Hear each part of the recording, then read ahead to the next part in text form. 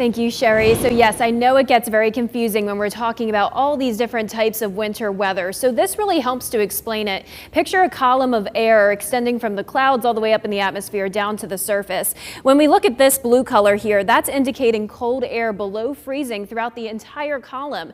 So that's what causes snow to form. Now it's always cold all the way up towards the clouds, but then we have a warm layer down towards the surface, which of course happens 9 times out of 10 here in the CSRA. And that's why we usually just get rain. Now let's talk about sleet specifically. So snow melts warm layer above the surface and then refreezes into ice pellets in a cold layer above the surface. So essentially what's happening here is we have it split. We have cold air, a layer of warm air above freezing, so that would be above 32 degrees, and then it's freezing again a little bit lower now, not quite at the surface, a little bit above the surface, and that's what causes those ice pellets to come down. Now when it comes to driving in sleet, the best thing to do is, of course, just avoid driving altogether. I know it's hard, of course, with it being a weekday, but definitely reduce your speed if you're out on the roads, avoid sudden stops, and keep in mind the road conditions for this would be icy and slushy. That's what happens with sleet. Now, freezing rain, on the other hand,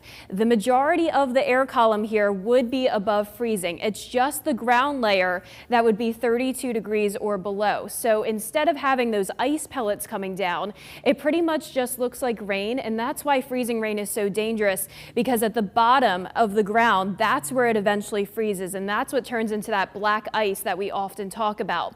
So once again, when it comes to driving in freezing rain, very similar advice to driving in sleet. Best thing to do, just stay off the roads, but if you have to drive, reduce your speed, avoid sudden stops, and remember the road conditions will be icy for this. So this is often that black ice that we talk about, and a lot of times with the rain coming down, even at night, if those temperatures drop below freezing, we could have that black ice form. Now when it comes to driving in snow, you also want to remember to avoid locking up your brakes, don't power up hills, and don't stop when going up a hill. So please stay safe when you're out on the roads on Friday, and we'll be right back.